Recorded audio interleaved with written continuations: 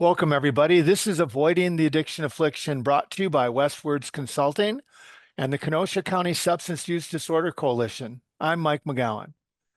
Not everybody's second act in life is as impactful as the one of my guests today. Gail Taylor had remarkable success as an investment advisor and extensive expertise in finance. She then embarked on a profound second act that transformed her into a prolific songwriter, motivational speaker, and philanthropic force. Her new book, just a delightful new book, Curveballs, is all about self discovery and chasing dreams with personal stories and tools that shaped her path. She focuses on embracing authenticity and how living with purpose and passion is achievable. Welcome, Gail. Thank you, and thank you so much for having me. I'm really honored Well, to be here. well, that's great. And we're talking, you're in, where did you say again? Somewhere in Canada, right? I'm in Edmonton, Alberta, Canada, so I'm right above Montana. And how's the weather there today? It's not bad. Not bad. There's Oh, it's not a warm day. We're starting to get some winter weather here, a little bit of yeah. snow on the ground, but I don't mind the cold, so it's all good. Yeah, when you said not bad, we just got a bit of the Canadian in there as well. Well, Gail, I want to talk about your book, obviously, but before we get into it, I mentioned in the introduction about your life's second act, but as I read it, really, this is more like a third or fourth act for you. So let's go back a little because I think that's where the journey starts, right? You start your book with a story about your dad. Yeah, so when I was 12 years old, my father died, and I didn't do well. I got traumatized from it. What ha well, this is how traumatized I got. I kept him alive for 2 years. I pretended that he was a spy for the government and that they had to say he was dead for our safety, and that, someday he was going to walk in the front door and join the family for supper. I literally kept him alive for 2 years.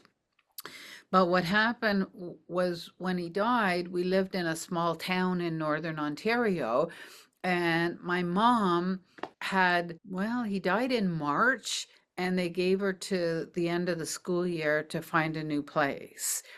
Because, I actually thought we were financially okay, but my dad was a miner, and Mhm. the mine owned the town. So now we didn't have anybody working for the mine. So he died in March. They said to her, "You have to move by the end of June." She had 6 kids Yeah. and was in her mid 30s. So she took us to Ottawa, which was, a city that wasn't too close to where we were. And she told me years later, I did that because I felt like I could get a job there, and it was my best chance of keeping the six of you together and keeping us off welfare. And so she moved us to the city, and the city kind of swallowed me up and spit me out. Yeah. When I tell my stories, I like to say, I come from a place of healed scars and not open wounds. I've gone through the personal growth journey, and I'm very, very fortunate that I am where I am, that I am where I am in life. But at that point in the journey, I didn't do too well. Mom would come home from work exhausted. She'd have supper with us, and then she'd go to bed and cry herself to sleep because she just lost the love of her life. And so trying to deal with the loss myself and all this strange place, and I turned to drugs and alcohol and reckless behavior before my 13th birthday, so Yeah. 12 years old. And that's really young. Oh, I was sneaking out of the house, hitchhiking to a seedier part of the city, hanging around with older kids, getting stoned, hitchhiking home at 2 o'clock in the morning. My mom was none the wiser. And, I'm lucky I'm alive. Yeah. Like when you read about that type of behavior now, holy mackerel, I'm lucky I made it through. And I stayed really dysfunctional for over 10 years. I was in my mid 20s when I woke up one day, looked around at the mess I made in my house, in my soul, and thought, man, there's got to be more to life than this. There's got to be something I can do differently. And it was that spark that started my first, like you said, reinventing myself. That was my first chapter one of getting out of the dysfunction. And I decided that I bought Napoleon Hill's book, Think and Grow Rich. A lot of people have heard about it or read it. In Napoleon, and this is the 70s, right? In Napoleon Hill, rich wasn't money. Rich was whatever you wanted it to be. It could be your family, it could be whatever your passion was. I was a dysfunctional 20 something year old, so I made it money. And my journey went to focusing on becoming financially successful. I wanted the good life. And so I went on this journey to get it. And but I still didn't know I was an addict. I still Mm. hadn't, I'm still in denial. I had to do a lot less consumption because now I was learning and working and stuff, but I still didn't quite get it. And so I was working 10 or 12 hours a day, and I was at the end of the workday, I was hitting the bars and getting high. And if you read my book, you know the next Yeah. part of the story. I had a 3-year-old son. Mm-hmm.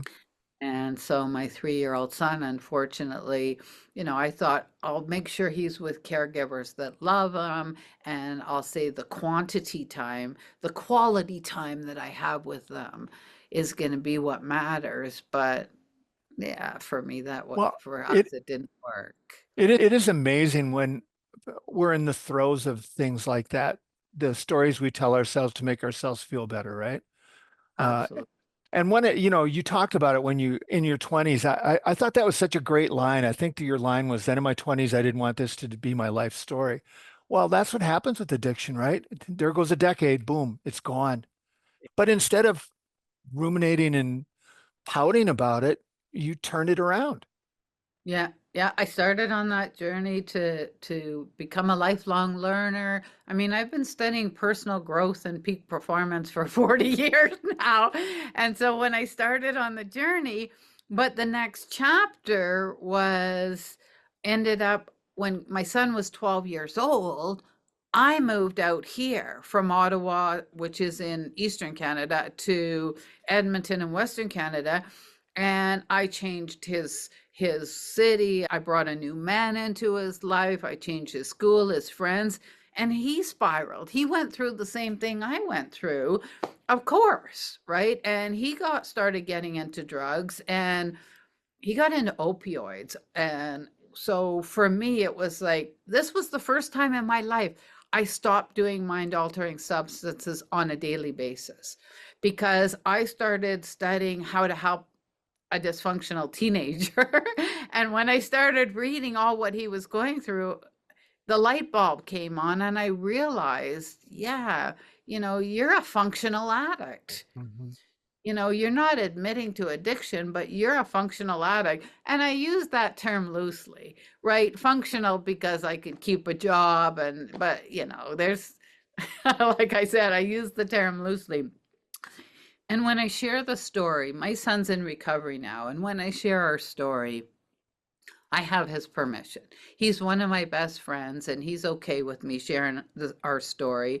And when we talk about it, the belief we both have is that if he hadn't have gone into recovery when he did, he'd be dead. Mhm. Because with the fentanyl that's in the opioids right now and what's going on, I mean, in my country alone, we had 6,000 overdose deaths in 2023. You guys had over 100,000. Yep.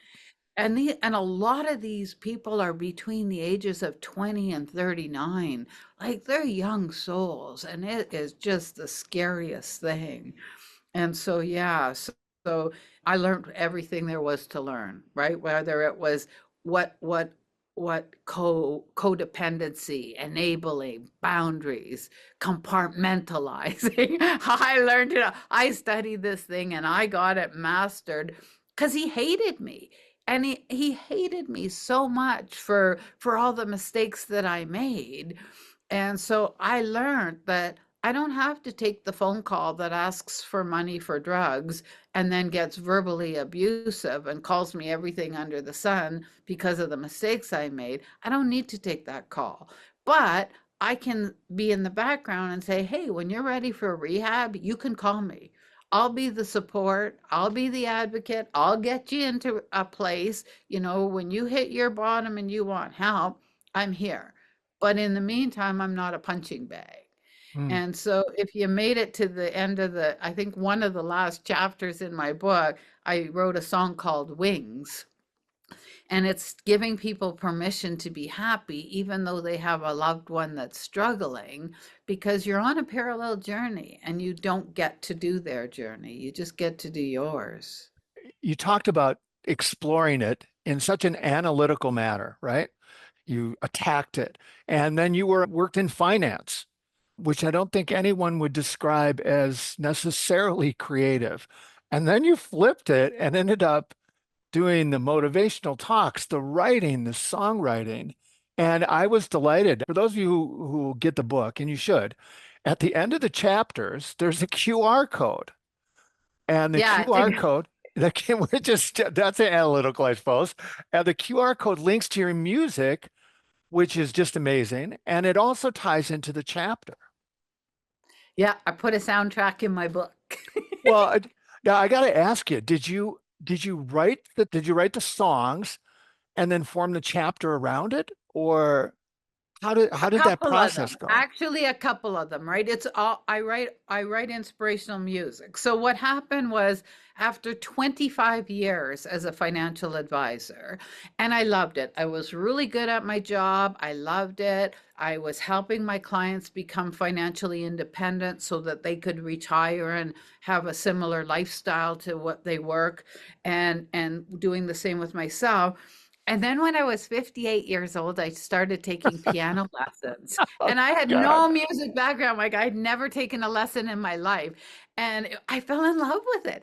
Actually, music started to flood back into my life in the sense of even listening to it. I didn't realize that, on the way to work, I was listening to economic books. And so after 2 years of piano lessons, I might not know Unreal. how to play two songs. I thought, I'm going to retire a little earlier than I had planned. I'm going to study music full time. So at 61, I sold my practice. And like I said, I was managing $130 million. And so I sold my practice and I started studying. I had private teachers, Berkeley. I got to study with Berkeley School of Music because when you study with them online, you don't have to audition, which was, I didn't have Uh, any talent here. So I was taking bass guitar, piano, songwriting, ear training. And so after 2 years of studying music full time, I thought, I'm going to reinvent myself as a musician.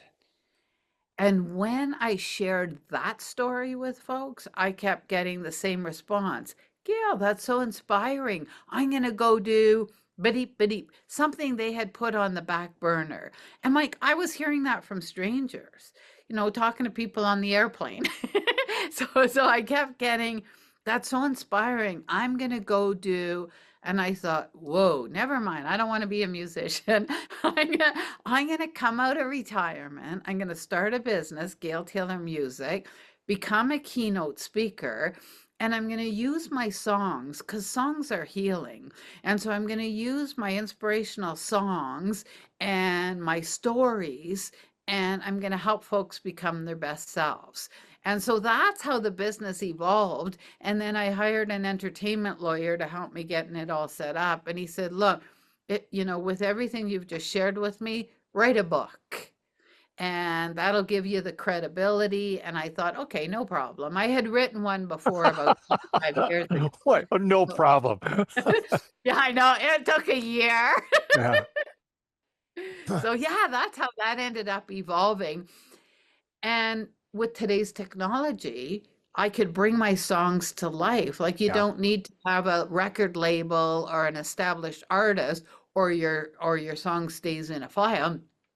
I was able to hire studio musicians and work with a studio, and I was able to bring them all to life myself and then distribute them through an indie distributor. So now they're on Spotify and Apple and YouTube and yeah, so that was, I mean, out of my catalog of 18 songs, I'm only playing on 5 of them. I'm playing the keyboards on 5 of them, but for the most part, I'm just the creator of them. Well, the songs are beautiful, and so is the poetry, I might add. It's just, it is inspiring. And I think you say at one point in your book, as you go upon that journey, and I think a lot of people will relate to this, you say you felt like an imposter for a while. And I think a lot of people, even newly into recovery, can identify with that feeling that as we start a new journey, we feel like an imposter. Yeah, yeah, there's no question that imposter syndrome Mhm. and even whatever profession you're in or just even as a person, I mentioned this in the book, like David Bowie, Billie Eilish, like these people felt like imposters. They're gonna find out that I'm Yep. not Yep. as talented as they think. No, no, I think being real to yourself is what really matters. Don't try to pretend that you're something that you're not. You're allowed to be at the level of your journey that you're at and accepting it, right? And that's the biggest thing is that we don't have, like I'm a beginner intermediate musician even to this day, but that's okay. I don't have to be an advanced. So yeah, being real to yourself. And then in that same chapter, I think I talk about your internal dialogue because I think that was a game changer for me. Once I got rid of all the negative self-sabotaging thoughts, right? And so, oh yeah, I'm not this. Once I got rid of that and I was able to, well, there was a couple of books, but one I read by Gail Taylor. She was a long distance runner in the 70s, and she wrote a book called I Got This. And that was the one that really taught me if I found myself in my head thinking negative thoughts, then I used her mantra, which was garbage in, garbage out, right? And then shifted the thinking. And I'll say this to the listeners, this is like training for a marathon. It doesn't happen. No. It's not a New Year's resolution that you're going to drop in 2 weeks. When you start shifting, you can rewire your brain. And coming out of addiction is the perfect time to rewire it. And so, my example that I'll give you is if I'm doing a proposal for a keynote speech and I'm filling it out and I might think, oh, why bother filling this out? Well, why would they hire me? They've already heard everything I have to say. Or there's so many other speakers. Why would they pay my fee? Garbage in, garbage out. And I'll yell it. I'll be in my car, garbage in. And then I'll rephrase it and say, oh my God, I'm so excited that I came across this proposal. I'm a perfect fit for them. I can share my stories. I can inspire them to do whatever it is they're putting on the back burner. That's the rephrasing. And you just work at it every single day until you're like me and you end up with rose colored glasses, even in your sleep. Well, and you are. I mean, you are good at that. It comes across in your book. It absolutely has come across in our conversation already. You're really good at reframing and turning things into positives. But it was training, right? It was training. And Well, so everybody, like that's what I say, everybody can do it. how long before it feels like that's your just natural go-to? Because it clearly is now your natural go-to. Yes, and I would say probably when I first started coming out of addiction and I first started to work on it, I'm going to say it took a couple of years before it started to, really settle in. And that's why I say it's like training for a marathon. I mean, you feel it after a week. Once you start doing it, once you find and your mantra, what you do might not be garbage in, garbage out. It might be something else. It might be I got this. But getting that shift, I actually designed some pendants. A line of pendants. This one says staying young as a tactile item for people so that when you're in your head, like Tony Robbins says, if you're in your head, you're dead. Hmm. So if you grab the pendant and just rub it and use it as a tactile item to get yourself to shift, And once you start doing that on a daily basis, so, the first time you do it might be once a day, then twice a day, then three times a day, then you don't even need to do it all of a sudden because you don't sabotage yourself anymore. Or when you know, it's about curveballs, right? The book's called Curveballs. When life throws curveballs at you, that means you're living. You're supposed to get curveballs. You're Yeah. not in a bubble. I mean, that's part of what life is. It's not the curveballs that matter, it's what you do with them. So when life throws you a curveball, you look at it and say, okay, what's the lesson here? How can I turn this around? And you work with it. You use it as a growth, as a stepping stone. When you have a quote in your book that attitude makes the difference between getting better and simply getting older. Right. Right. Yeah, absolutely. Attitude, right? One thing we can control is our attitude. Talk for a minute about, found it was interesting. There's an old saying, karma is what is, right? That your son went through his stuff just around the same age where you went through your stuff. It must have been like looking in a mirror, and seeing a reflection of yourself. And yet, you talk about if you could look back now at your own mom, you have this wonderful quote that says, if you could tell your 15-year-old self something, it would have been, do you remember what you said? Well, I would have said you're an idiot. Yeah, that was pretty Like close. Yep, yep. yeah, like I was there's no question I did some really stupid things during that during my teenage years, and like I said, being in active addiction. And anyone that's listening to your call that has experienced addiction, that one of the symptoms of addiction is selfishness. And I was very, very selfish, and I did not understand other people's emotions. You don't get them. And so I hurt my mom.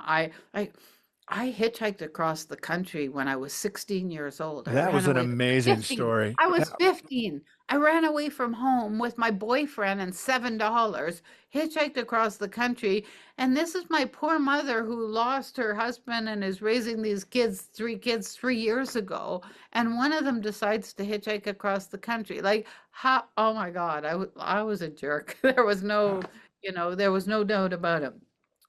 And then when my son started going through it, and as I brought forward, it was actually the first time in my life that I even realized what was going on with me. Yeah. Right, right. I had reduced a lot and I had moved on to just, marijuana and alcohol because I was somewhat functional. But yeah, I use that term loosely. Well, that takes time also, right? And maturity is that recognition that, yeah, I was a jerk back in the day, and then making amends for it. Yeah.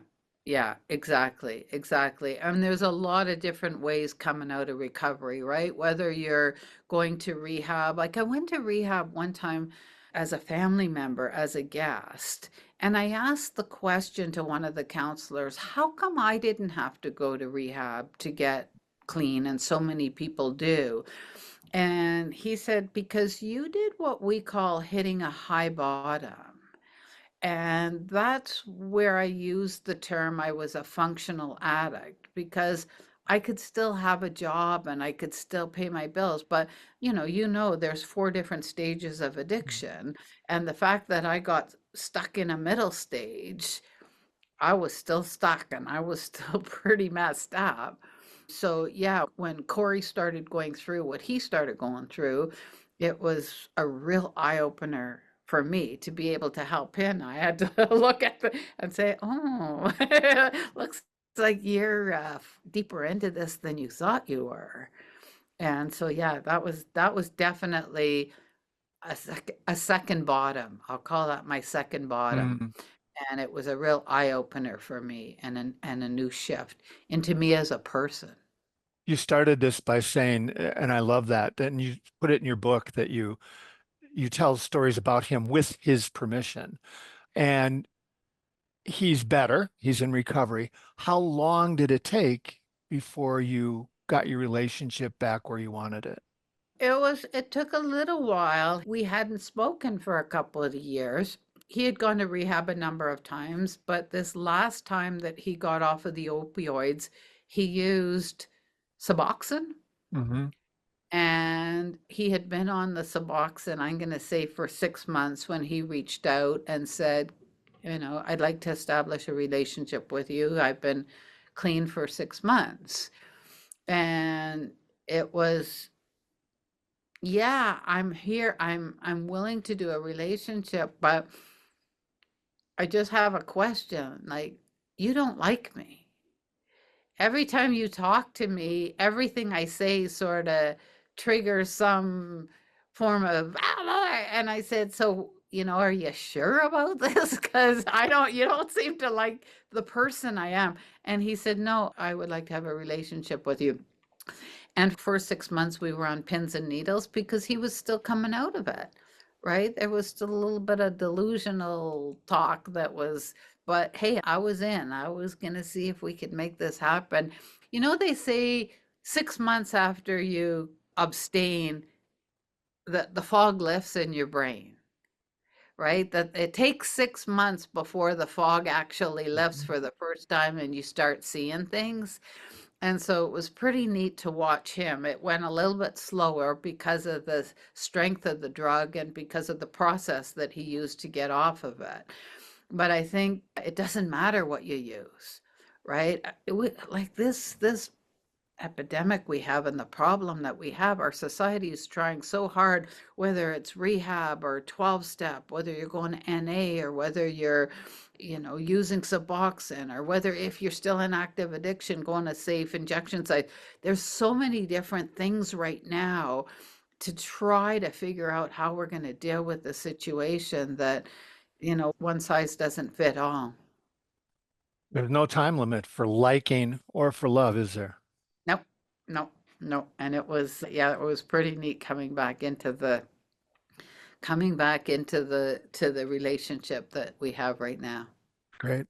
Well, the book, I'll hold it up for people who are seeing this on YouTube. It's called Curveballs. It is just, it's an easy read, but it's really good. And I went back to it several times. I had to pause the song about your dad and then come back to it because it created an emotional response, right? It's Right. really good. Gail, thanks for your work. Thanks for being with us. You all know there are links to Gail Taylor music, to her art, to her book, to her music. And thanks everybody for listening. Listen anytime you're able. And until next time, stay safe. And I think Gail would say, learn to hit a curveball.